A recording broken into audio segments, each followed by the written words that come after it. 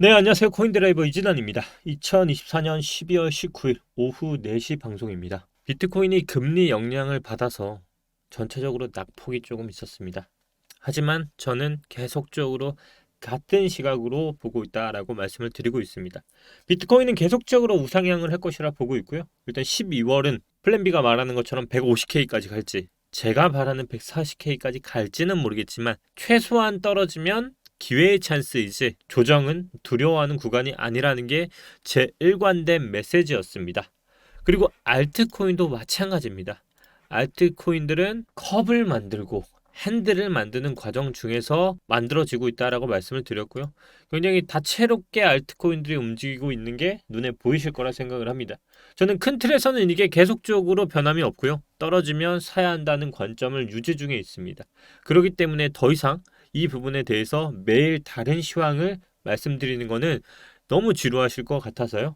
그냥 오늘은 조금 재미난 자료를 가져와 봤습니다. 일단 잘 알다시피 어제 18일 뉴욕 증시는요, 예상보다 매파적이었던 연준의 통화 정책 전망으로 인해서 3대 지수 모두 큰 폭으로 하락 마감했습니다. 일단 나스닥은 3% 넘게 하락을 했고요. 다우 지수와 S&P 500은 각각 2% 하락을 기록했습니다. 비트코인도 마찬가지였고요. 어제는 조금 일봉상 하락이 나왔죠. 결국은 예상대로 0.25%, 기존의 영상에도 말씀드렸던 것처럼 인하는 불가피하게 할 수밖에 없고 기준은 0.25% 인하 적중했고요.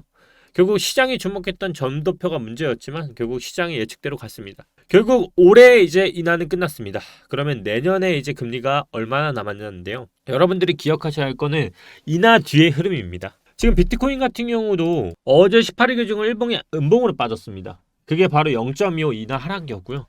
내년에도 몇 번이 남았을까요? 바로 2번 정도가 남았죠. 일단은 인하에 대한 걸 암시를 했고요. 결국 저는 똑같이 될 거라 봅니다. 9월 점도표에서 전망했던 4차례 인하의 절반 수준으로 시장의 기대에는 못 미쳤지만요. 내년에도 결국 2번의 0.25포인트 저는 인하를 줄 거라 봤을 때 이러한 인하가 흘러나왔을 때 그 흐름이 어떻게 가는지는 지금 주목할 필요가 있는 거죠. 저는 결국 이번 주를 주봉은 양봉이라고 표현을 하면서 턴을 하는 자리라고 말씀을 드렸습니다. 결국 이번 주 주봉이 음봉이든 양봉이든 잘 모르겠지만 비트와 달리 알트코인들의 흐름은 양봉으로 턴할 가능성이 있다라고 말씀을 드렸고요. 이렇게 인하를 하는 데 있어서 주봉이 양봉으로 턴하는 것은 뭐냐면 하락을 막는 흐름이라고 말씀을 드렸습니다. 결국 저는 이게 결국 하락을 막고 이제부터 시간을 버티는 흐름으로 계속 변할 거라 보고 있습니다. 결국 과거에도 그렇고 지금도 그렇고 12월 금리 결정을 하면서 빠졌고요. 이 부분은 내년에도 2번 정도 남았을 건데요. 그 흐름 뒤에 터닝 포인트를 어떻게 하는지를 보면 향후 금리 인하를 할 때도 방향성을 좀 알 수 있을 거라 저는 생각을 합니다. 오늘 제가 말씀드린 것처럼 참 주목할 만한 게 있는데요. 반예크 보고서가 나왔습니다. 반예크는 잘 알다시피 미국 자산 운용사이자 비트코인 현물 ETF를 발행한 곳입니다. 근데 이 반예크가요.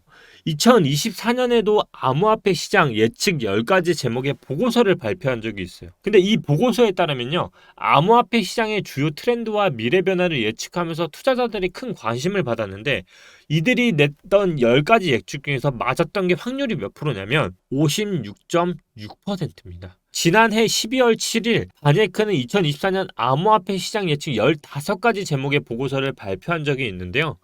총 15개의 예측 중에서 8.5개가 적중을 하면서 56.6%의 정확도를 기록했습니다. 그러면 2024년도가 이제 끝나가잖아요. 그래서 2025년 바네크 보고서를 가져왔어요. 이제 보시다시피 이렇게 2025년도에 예측하는 크립토의 10가지를 제가 하나하나 설명을 드릴게요. 일단 첫 번째가 뭐냐면 암호화폐 강세장이 1분기에 중기 고점을 찍고 조정을 겪은 뒤 4분기에 새로운 최고점을 기록한다. 1분기라는 게 몇 월까지요? 3월까지죠. 그러니까 3월 안에 중기 고점을 찍고 제가 그래도 말씀드렸잖아요. 전 140K까지는 보고 있다. 그게 12월이라고 많이 예측을 하고 있는데 일단 140K까지는 갈 거라 보고 있다. 이게 이제 중기 고점이라고 찍은 뒤 4분기 10, 11, 12월에 새로운 최고점을 기록한다라고 이들은 말을 하고 있어요. 두 번째는 뭘까요? 미국이 비트코인을 전략적 준비 자산으로 도입을 하고 암호화폐에 대한 채택이 증가할 것이다. 잘 알다시피 지금 미국이 법안에 대해서도 굉장히 많이 나오고 있고요. 제가 1월 20일까지 계속적으로 주장하는 게 뭐예요? 트럼프가 취임하기 전까지 시장은 견고하고 버틸 거다. 그래서 그것만 믿고 사더라도 여러분들은 일단 확률상 굉장히 높은 확률로 가져갈 수 있다는 거고요. 세 번째가 뭐냐면 토큰화된 증권, 부동산, 주식 등의 가치가 500억 달러를 넘어설 거래요. 그러니까 그만큼 지금보다 더 가치가 넘어설 것이라는 증명을 하고 있고요. 네 번째 의미심장합니다. 스테이블코인 데일리 센티먼트 볼륨 리치, 이게 뭐냐면 스테이블코인의 1일 거래 정상 규모가 3천억 달러에 도달할 것이다. 알트코인들이 거래 정상 규모가 오른다는 얘기는요, 지금보다 더 오른다는 거고, 제가 위로 몇 퍼센트 남았다 했죠? 한 300% 있으면 남아 있을 거라 말씀을 드렸죠. 다섯 번째, AI의 온체인 활동이 100만 개를 돌파할 것이다. 그래서 이제 AI 코인을 저는 주목을 많이 해야 한다고 보고 있고요. 여섯 번째가 이제 비트코인 레이어 2 TBL 규모가 10만 BTC에 도달할 것이다. 일곱 번째, 이더리움 스페이스 수수료 수익이 10억 달러를 창출할 것이다. 그리고 여덟 번째, 디파이 섹터가 사상 최고치를 기록할 것이고, 덱스의 거래량은 4조 달러, 그리고 TBL의 가치는 2천억 달러라고 얘들은 이제 보고서를 올렸어요. 그리고 아홉 번째가 NFT 시장이 회복하며 거래량이 300억 달러를 넘어설 것이다. 지금까지 얘기한 것만 봐도요, 비트코인 레이어 2, 그 이더리움 기반, 그리고 디파이, 그리고 NFT, 이렇게 과거에 얘기 나왔던 것들을 한 번 더 하고 있고요. 그 DF 토큰들의 가격 상승률이 L1 토큰과 격차를 좁힐 것이다라고 하면서 이들이 10가지를 2025년 예측을 했는데, 작년 기준으로 보고서에서 15가지 중에서 10가지 이상을 맞췄던 것만 보더라도 이 중에 내가 어디로 들어가도 최소한 적중률은 반이다라는 거 어느 정도 알 수 있는 거죠. 그래서 이들이 10가지 주제를 가지고 또 이렇게 말을 많이 해놨어요. 그게 뭐냐면 논리를 말을 했는데요, 이게 왜 오를 것 같은지. 그러니까 이 첫 번째나 이런 것들을 요약해 보면 많거든요. 근데 그 중에서도 저는 일단 첫 번째, 이 첫 번째 요 내용만 보고 말을 해볼게요.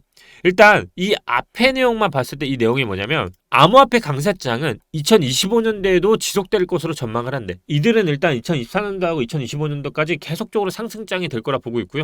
우선 첫 번째 고점은 1분기 중에 도달할 것으로 예측을 하며, 이때 비트코인 가격이 얼마냐면 18만 달러. 180K까지도 본다는 거예요. 저는 모르겠고요. 그리고 이더리움, 솔라나, 수이, 일단 요 대표적으로 요것들을 보고 있고요.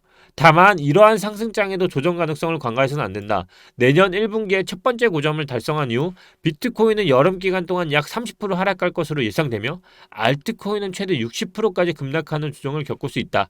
하지만 가을부터 회복을 시작해 주요 코인들은 연말까지 이전 고점을 회복할 가능성이 높다라고 하면서, 바네크 예측을 종합해보면 1분기에는 상승, 2분기에는 하락, 3분기 회복, 4분기 상승. 결국 1분기, 4분기는 다 상승이고요. 2분기하고 3분기에는 하락과 회복을 한다는 저 관점으로 말을 하고 있고, 결국 제가 이 보고서를 이번에 댓글에 올려드릴게요. 올려드릴 테니까 이들이 왜 이렇게 보는지 좀 참고를 해보시면 여러분도 굉장히 좋을 것 같거든요. 되게 디테일한 데이터로 논리를 대고 있어요. 그러니까 그냥 뇌피셜이 아니라 왜 그럴 것 같은지에 대한 근거를 명확하게 대고 있어요. 제가 요거를 올려드릴 테니까요. 영어가 좀 어려우신 분들은 이렇게 한국어로 번역을 하고 보셔도 되고요. 이들은 일단 긍정적으로 내년을 보고 있다라고 하면서, 제가 오늘은 바냐크 관련해서 보고서를 좀 가져왔습니다. 일단 바냐크 자체는 잘 알다시피 제가 말씀드린 것처럼 ETF 발행사입니다. 무시할 수 없는 데이터예요. 그리고 작년 기준으로만 해도 반을 맞췄던 곳이기 때문에 이거는 무시할 수 없고요. 또 하나, 여러분들이 많이 두려워하시는 게 지금 뭐 오르락 내리락이 심하다라고 하시는데요. 여러분, 리플 기준으로 700원짜리 3,500원만 들었습니다. 그리고 지금 떨어졌다라고, 많이 떨어졌다, 조정이다, 하락이다 평가하는데요. 저는 시작도 안 했다라고 생각을 합니다. 많이 오른 거 분명히 많지만 이들이 이거를 저는 1년봉까지 건드려서 뛰었을 정도면요, 시작 안 했다라고 봅니다. 결국 이 상승은 올해가 끝이 아니라 2025년, 2024년 종가를 마지막으로 2025년까지 연장하는 연장 파동의 개념이지, 저는 아직은 시작에 이제 발판이 있다고 보고 있고요. 이렇게 암호화폐 예측 10가지 바냐크 보고서를 댓글 통해서 보시면서 참고하시면 여러분들이 투자하는 데 있어서 좀 더 좋은 정보 얻고 투자하실 거라 생각을 합니다. 제가 장이 계속 같은 방향으로 저는 보고 있기 때문에 크게 시장 이슈 없이 오늘은 바냐크 보고서만 간략하게 전달을 드리고, 내일 다시 한번 오도록 하겠습니다. 구독, 좋아요, 알림 설정 부탁드리고요. 바냐크 보고서는 댓글 통해서 볼 수 있습니다. 감사합니다.